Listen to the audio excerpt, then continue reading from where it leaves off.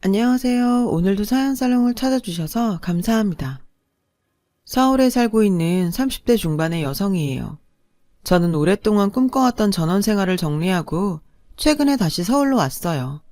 살아보니 생각과는 좀 다르더라고요.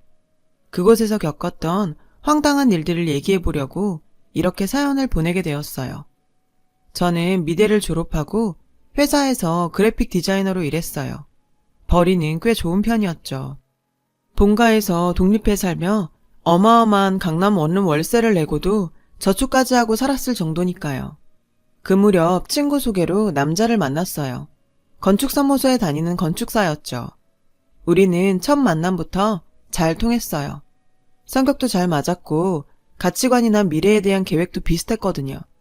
특히 신기했던 건 그 사람도 저처럼 전원생활에 대한 로망이 있더란 거였죠. 우리는 6개월간의 짧은 연애를 끝으로 결혼했어요. 그리고 3년 정도 서울에서 신혼생활을 이어갔죠. 하지만 일이 바빠지자 우리 부부는 점점 지쳐갔어요. 결혼 후 이상하게 대형 프로젝트가 많이 들어왔거든요. 물론 그 덕에 돈은 좀 모을 수 있었죠. 커리어적인 측면에서 봤을 때 많은 도움이 됐던 것도 사실이고요. 하지만 일상생활에 대한 불만은 점점 커져갔어요. 저희 둘 다 돈은 있어도 쓸 시간이 없을 정도였거든요. 그러던 차에 시골집 시공을 맡은 남편 동료한테 연락이 온 거예요. 공사를 맡은 집 근처에서 괜찮은 빈집을 발견했다더라고요. 남편과 저는 동료가 보내준 빈집 사진을 보자마자 홀딱 반했어요. 저희가 꿈꾸던 집이었거든요. 우리 부부는 그 주 주말에 그 동네를 찾아갔어요. 서울에서 차로 2시간이 넘게 걸리는 곳이었죠. 시골이라고 해도 완전 깡초는 아니었어요.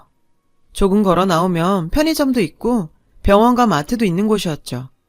게다가 주변에 산과 들이 많아서 공기도 너무 좋았어요. 게다가 우리 마음에 들었던 결정적인 이유가 있는데 바로 이웃이었죠. 그곳에는 저희 말고도 시골 생활을 즐기려는 젊은 부부가 좀 있었어요. 대개는 예술을 하는 사람들이었죠. 비슷한 취향을 가진 사람들과 어울려 살 수 있다니 얼마나 멋져요. 그래서 우리 부부는 오랜 꿈을 실현하기로 했어요. 그리고는 각자 회사에는 퇴직 신청을 했죠. 그렇다고 저희가 아무 준비도 없이 무작정 일을 관둔 건 아니에요. 우리 부부는 직종 특성상 프리랜서로 활동해도 돈벌이가 됐거든요.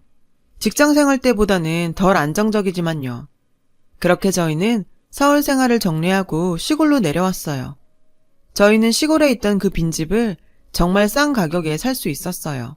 거의 버려진 폐가나 다름없었거든요. 저와 남편은 그 집에 셀프 리모델링을 했어요. 사실 손볼 게 많아 새로 짓는 거나 마찬가지였죠. 서울에서 알고 지내던 건축 종사자분들도 많이 도와주러 오셔서 한두 달 정도 지나자 집은 금세 괜찮은 가정집으로 탈바꿈했어요. 누가 봐도 저 집 참 예쁘다. 저기 사는 사람은 행복하겠다 하는 생각이 드는 집이 되었죠. 리모델링 공사가 끝나자 저희는 조금씩 동네 사람들과도 어울리게 되었어요. 인터넷에서 종종 그런 얘기를 들은 적이 있어요. 시골 사람들 텃세 때문에 외지인들은 오래 버티지 못한다고요. 그런데 막상 이곳에 와보니 괜한 걱정일 뿐이더라고요.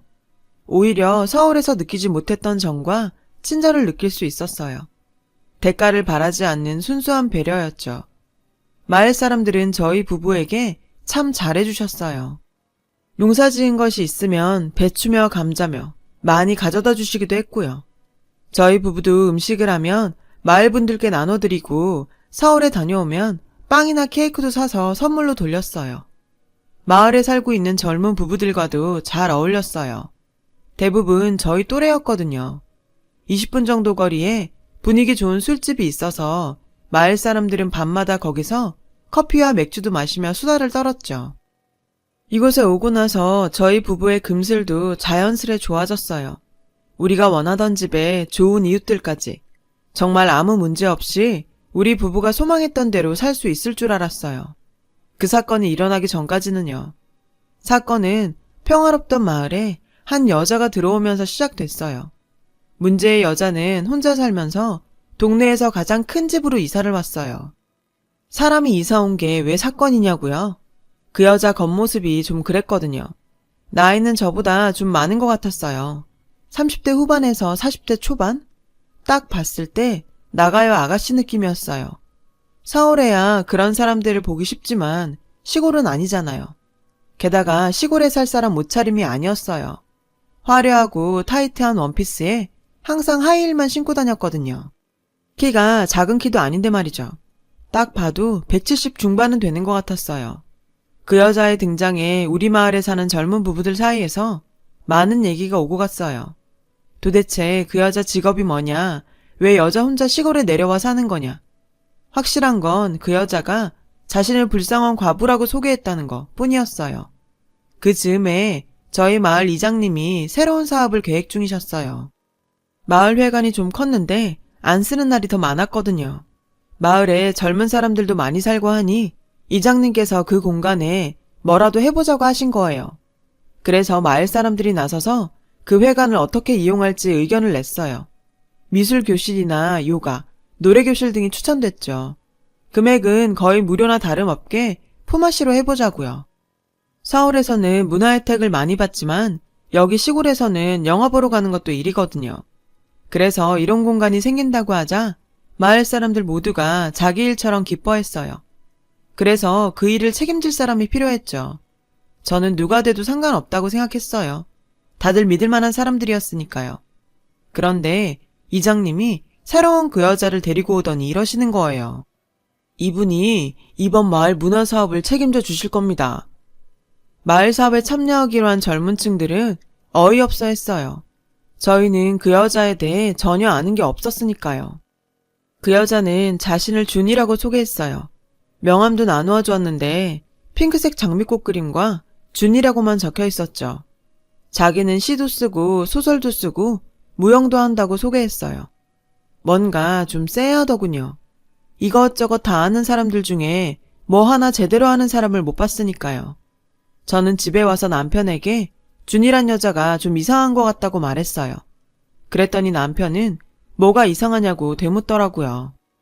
저는 다음날 마을에 사는 젊은 여자들과 마을 사업 책임자가 된 준이에 대해 얘기했어요. 다들 저와 생각이 비슷했어요. 그 여자가 수상하다는 반응이었죠. 직업이나 나이, 이름도 몰랐으니까요.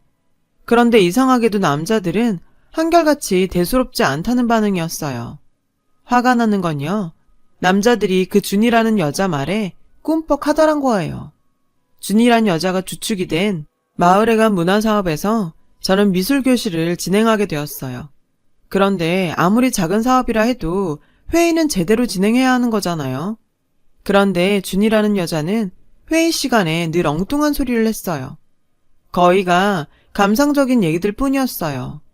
어젯밤에 하늘에 떠있는 별을 봤는데 그걸 예술로 승화시키고 싶다거나 폴벌레 소리가 너무 구슬퍼서 노래로 만들고 싶다거나 이런 식이었죠. 근데 또 이 여자가 그렇게 만만하지도 않았어요. 동네 언니 하나가 참다 못해 그 여자한테 한 소리를 했거든요. 우리도 먹고 살기 바쁜데 회의가 이렇게 진행이 안 되면 어떡해요. 빨리빨리 뭘 할지 정해야죠. 그랬더니 이 여자가 갑자기 큰 소리로 펑펑 우는 거예요. 자기는 이사 온 지 얼마 안 돼서 도와주는 사람도 없이 너무 서럽다나요? 어디 남편 없는 여잔 서러워 살겠어요? 힘없는 사람 괴롭히면 안 되죠. 졸지에 말을 꺼냈던 언니는 나쁜 년이 됐고 결국 준이에게 자기 뜻은 그런 게 아니라고 사과를 해야 했어요. 그래도 준이는 자기 억울하다며 언니를 나쁜 사람으로 몰고 가더군요. 결국 그 언니는 다시는 회의에 나오지 않게 되었어요. 게다가 마을 이장님이 그 준이란 여자 편을 들더라고요. 회의가 끝나자 준이가 다 같이 술 마시러 가자고 했는데 솔직히 여자들은 그러고 싶지 않았거든요. 준이와 마을 이장님 그리고 젊은 남자들끼리 시내 노래방에 간다길래 여자들은 따로 모였어요. 근데 그 여자 좀 구리지 않아? 왜 본명을 안 쓰고 가명을 쓸까? 그런데 제가 사람들에게 이야기하지 않은 사실이 하나 있어요. 제가 준이의 신분증을 본 적이 있거든요. 다 같이 카페에 가서 커피를 마신 적이 있는데 그때 준이가 자기가 사겠다면서 지갑을 열었어요. 지갑에서 신용카드를 꺼내다가 신분증을 떨어뜨렸는데 그때 신분증을 볼 수 있었어요. 사실 본 건 뒷면뿐이었지만요. 그 순간 준이가 무척 당황한 것 같았어요. 그때까지만 해도 저는 신분증 사진이 잘 안 나와서 숨기나 했죠. 아무튼 준이에겐 비밀이 좀 있어 보였어요. 전 이런 일에 끼이고 싶지 않아서 그때 일은 사람들한테 말하지 않았어요. 그런데 얼마 지나고부터 젊은 여자들 사이에서 저희 남편에 대한 얘기가 나돌더라고요. 사실 나 자기 남편이 준이네 집 앞에 차 세운 거 봤어. 둘이 불고기집에서 밥 먹는 것도 본 사람이 있다던걸? 혹시 자기 남편이랑 뭐 있는 거 아니야? 동네가 좁아 소문이 빠르더라고요. 하지만 전 남편의 편을 들 수밖에 없었어요. 진실이 뭐든 간에요. 하지만 저도 사람인지라 그런 소문을 듣고 나니 저도 남편한테 의심이 갔어요. 게다가 남편이 의심살 행동도 했고요. 준이는 항상 회의 때마다 저희 남편 옆자리에 꼭 붙어 앉았어요. 집에 있을 때도 남편은 전화가 오면 항상 나가서 받곤 했거든요. 요즘 들어 샤워를 자주 했고요. 의심이 꼬리에 꼬리를 물던 어느 날 저는 남편이 자는 사이에 핸드폰을 열어보았어요. 그런데 이게 웬걸? 비번이 걸려 있더라고요. 서울 살 때도 그런 거 하는 사람이 아니었거든요. 그렇게 제 마음속에선 의심의 불길만 활활 탔어요. 그렇게 일주일이 흘렀고 제가 시내에 장 보러 갈 일이 있어서 남편 차를 빌렸어요. 조수석에 장 본 걸 싣는데 글쎄 제 눈에 요상한 게 들어오지 뭐예요. 바로 여성용 핑크색 망사티 팬티였어요. 살다 태어나서 그런 요상한 건 처음 봤어요. 딱 봐도 입던 것 같았죠. 어이가 없더군요. 분명 남편의 외도를 잡은 것 같았어요. 상대는 준이가 분명했어요. 이 마을에 이런 걸 입을 건 그 여자뿐이니까요. 저는 집으로 가자마자 TV를 보고 있는 남편을 대파로 후려쳤어요. 남편은 영무를 모른 채 피하기에 바빴죠. 이 미친 인간아, 시골까지 내려와서 이게 무슨 짓이야? 전 남편 얼굴에 차에서 발견한 티팬티를 집어 던졌어요. 그런데도 남편은 아무것도 모른다는 표정이더라고요. 정말 억울하다면서요. 싹싹 빌어도 모자랄 판에 발뺌을 해? 그때였죠. 남편이 뭐가 생각났는지 차로 뛰어가더군요. 그리고는 차량 블랙박스에서 USB를 들고 왔어요. 저는 속는 셈 치고 남편과 함께 블랙박스 영상을 봤어요. 남편은 평소에도 마을 사람들을 차에 많이 태워줬어요. 그래서 영상에는 마을 사람들이 많이 보이더라고요. 한참을 보다가 남편이 영상을 멈췄어요. 영상 속에는 운전석에 탄 남편과 조수석에 앉은 준이가 보였어요. 영상 속의 남편은 식용유를 사야 한다며 내렸어요. 준이는 남편이 내리자 자기 팬티를 후다닥 벗어 바닥에 숨기더군요. 그리고 씩 웃는 게 보였어요. 소름 끼쳐서 저는 영상을 끄고 말았어요. 이게 미친년 아니야? 나도 모르게 욕이 나오더라고요. 순간 남편의 얼굴은 새하얗게 질렸고요. 딱 봐도 남편과 준이 사이에 무슨 일이 있긴 있는 것 같았어요. 저는 남편에게 핸드폰을 내놓으라고 했어요. 한참을 뻗대던 남편은 제가 불같이 화를 내자 핸드폰을 내놓더군요. 오해하지 마. 난 그냥 답장만 한 거야. 당신이 걱정할까봐 말 안 한 거라고. 준이한테 온 문자는 가관도 아니었어요. 보일러가 조금 이상한데 맞을 거죠? 비도 오고 너무 외로운데 한잔 할래요? 다행히 남편 말대로 남편은 거절 문자를 보냈더라고요. 그래도 말을 안 들어먹자 아예 준이 문자를 무시했고요. 그런데도 준이는 아랑곳 않고 문자를 보냈어요. 날이 참 좋아요. 가슴이 말랑말랑 살랑살랑해져요. 전 참 외로운 과부예요. 오늘 현관문 안 잠글 거예요. 전 너무 어이가 없어서 당장 그 여자 집으로 가려고 했어요. 그런데 남편이 막더라고요. 마을에 이상한 소문이 난다고요. 남편은 모르고 있었지만 이미 마을에는 남편과 준이에 대한 이상한 소문이 돌고 있었죠. 남편과 준이가 추잡한 사이라는 소문이죠.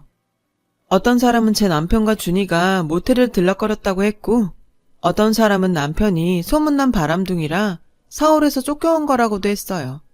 심지어 저는 남편의 상간녀라고 소문이 났죠. 그러다 보니 마을 사람들이 저희 부부를 대하는 태도도 전과는 확연히 달랐고요. 남편도 많이 억울해했어요. 자긴 지붕 고쳐달라고 해서 집에 가서 고쳐주고 딱 한 번 밥 얻어먹은 것 뿐이라고 했죠. 오히려 준이가 제 남편을 유혹하고 집착하는 거였는데 말이죠. 지금까지 남편을 의심한 게 미안했어요. 다음 회의 날이 되었어요. 저는 마을 사람들 앞에서 영상을 공개하려고 마음을 먹었죠. 그런데 준이는 나오지 않은 거예요. 그때였어요. 이장님이 씩씩대며 오더니 다짜고짜 제 남편의 멱살을 잡더니 소리치지 뭐예요? 우리 준이한테 뭔 짓을 한 거야? 내 놈이 어떤 수작질을 부렸길래 준이가 내 연락을 안 받는 거야? 내가 늙었다고 그러는 거야? 이혼남인 이장님은 준이를 좋아했던 모양이었어요. 준이가 네 놈한테 마음을 줬다 그러던데 둘이 어디까지 간 거야? 잤지? 말해봐. 이장님까지 나서서 그러니 동네가 한바탕 뒤집어졌어요. 어디를 가나 사람들이 제 남편과 이장, 그리고 준이의 삼각관계에 대해 떠들어댔어요. 그리고 다들 저를 측은한 여자로 쳐다봤어요. 제가 절대 아니라고 해도 소용없었죠. 그래서 남편과 저는 준이의 집으로 찾아갔어요. 하지만 아무리 문을 두드려도 대답이 없더라고요. 그때 남편이 준이의 집을 고치면서 명함을 받던 걸 기억했어요. 우리 부부는 남편의 기억을 토대로 검색창에 그 바를 쳐봤어요. 다행히 있더군요. 우리는 당장 서울로 가는 고속도로를 탔어요. 도착해보니 밤 12시가 넘었더라고요. 밤업소라서 불이 환하게 켜져 있었죠. 차림새도 그렇고 신분도 불분명했던 걸 보면 술집 마담이나 꽃뱀이 분명하다고 생각했어요. 간판을 보니 제대로 찾아온 것 같더군요. 우리는 가게로 들어갔어요. 그런데 일반 술집이 아니더라고요. 가게 안에는 화려한 화장과 야한 옷을 입은 덩치 큰 아가씨들로 가득했어요. 잠시 뒤 우리는 황급히 나오고 말았어요. 그곳은 트랜스젠더 바였거든요. 다음날 마을회관에서 긴급 비상회의가 열렸어요. 저랑 남편이 요청한 자리였죠. 이장님은 급한 용무가 있어서 빠졌고 나머지 마을 사람들은 다 모였어요. 다들 뭔 일인가 싶은 표정이었죠. 저는 밤새 준비해간 PPT 문서를 대형 TV에 띄웠어요. 그간 마을에 떠돌던 소문의 내용과 출처, 그리고 그에 따른 반론과 증거를 담은 문서였죠. 마을 사람들은 코웃음을 치며 창피한 줄도 모르고 지 남편 욕보이려고 이런 짓까지 벌이냐며 비아냥댔어요. 저는 그러거나 말거나 굳은 표정으로 발표를 시작했어요. 처음에는 시큰둥하던 마을 사람들은 블랙박스에 찍힌 준이의 엽기적인 행각이 담긴 티팬티 영상을 보고는 서로 웅성대기 시작했어요. 그 여자가 씩 웃는 장면에선 욕도 나왔죠. 이어 지난밤 남편과 찾아갔던 문제의 바 영상이 흘렀어요. 그 영상에는 준이도 찍혀 있었어요. 바 안쪽 자리에서 손님과 웃고 떠드는 모습이었죠. 여기는 준이 씨가 근무하는 바예요. 정확히 말하자면 트랜스젠더 바죠. 제 말에 젊은 사람들은 놀라서 입이 쩍 벌어졌고 연세 드신 분들은 그런 바가 뭔지 몰라서 멀뚱거리셨죠. 보다 못한 청년 하나가 설명을 해드리자 다들 어쩔 줄 몰라 했어요. 준희 씨가 어떤 사람이건 관심 없어요. 그 사람의 성 정체성에 대해서도요. 전 단지 억울한 누명을 쓴 제 남편을 지키려고 이 자리에 나왔어요. 더 이상 내 남편을 술자리 안주거리 취급을 하는 걸 볼 수가 없으니까요. 정확한 사실 확인도 안 하고 소문을 만든 사람, 그 소문을 퍼뜨린 사람. 저 절대 용서 안 해요. 허위사실 유포로 고소할 겁니다. 그동안 신나게 소문을 퍼뜨렸던 마을 사람들은 겁먹은 표정이 되었어요. 그중 소문의 진원지로 밝혀진 슈퍼집 아줌마는 하얗게 질린 얼굴로 제 남편한테 쪼르륵 달려가 억울하다며 자신도 들은 소문이라고 하더군요. 몇몇 사람들은 미안하다고 사과를 하는 사람들도 있었고요. 그때였어요. 밖에서 찻소리가 들리더니 이장님과 준이가 한껏 꾸민 차림으로 들어왔어요. 이장님은 들뜬 표정으로 중대 발표가 있다며 제 손에 들린 마이크를 뺏어 들었죠. 중대 발표는 다름 아닌 결혼 발표였어요. 이장님과 준이가 결혼을 한다더군요. 준이는 이장님과 팔짱을 낀 채 아양을 떨고 있었고 이 모습을 본 마을 사람들은 경악스러운 표정을 지었죠. 분위기가 이상하다는 걸 느낀 이장님은 다들 왜 그러냐고 물었고 슈퍼 아줌마가 참다 못해 소리쳤어요. 준이가 트랜스젠더야. 그 말에 준이의 얼굴이 하얗게 질렸어요. 그리고는 서둘러 도망을 치려고 했죠. 그 순간 준이한테 당했던 언니가 그 앞을 막아섰어요. 뭐야, 동네를 쑥대밭을 만들어 놓고 넌 도망가는 거야? 그러자 마을 여자들이 언니 옆으로 가서 준이를 막아섰어요. 상황이 이쯤 되자 준이는 본색을 드러내더군요. 아, 시골 사람들이 사람 빡돌게 하네. 아줌마들 다치기 싫으면 비켜. 걸걸한 남자 목소리에 이장님은 그 자리에 주저앉았어요. 그날 준이는 마을 여자들과 몸싸움을 벌이다 파출소에 끌려갔고 이장님은 준이를 고소한다고 길길이 날뛰었어요. 준이 사건으로 마을에 쓰나미가 휩쓸고 간 이후 더 이상 제 남편에 대한 얘기는 나오지 않았어요. 오로지 준이와 이장님의 엄청난 썸씽 스토리 뿐이었죠. 하루는 슈퍼 아줌마가 그러더군요.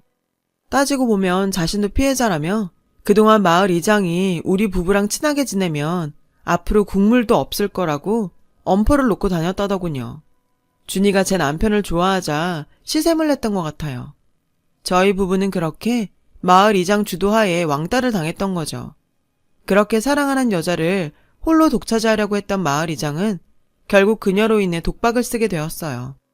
명품 백이며 구두, 신형 휴대폰까지 그동안 이장이 준이한테 갖다 바친 선물만 해도 돈 1,000원 될 거라고 하더라고요. 하지만 이건 빙산의 일각일 뿐이었어요. 이장이 준이한테 투자 명목으로 1억을 줬다는 거예요. 하지만 준이는 투자가 아닌 일종의 선물이었다며 갚을 생각이 없다고 딱 잡아떼고 있고요. 거기다 프로포즈를 하면서 조상 대대로 내려온 땅을 준이 앞으로 명의 이전까지 해주는 바람에 집안에선 난리가 났죠. 도로가 난다는 소문 탓에 땅값이 20배나 올랐다는데 아주 큰일 난 거죠. 준이는 딴 건 몰라도 그 땅은 절대 못 내준다고 딱 버티고 있다니까 앞으로 두 사람 사이에 법정 싸움은 당연한 거 아니겠어요? 사랑 한번 요란하게 했다가 패가망신 당하게 된 꼴이죠.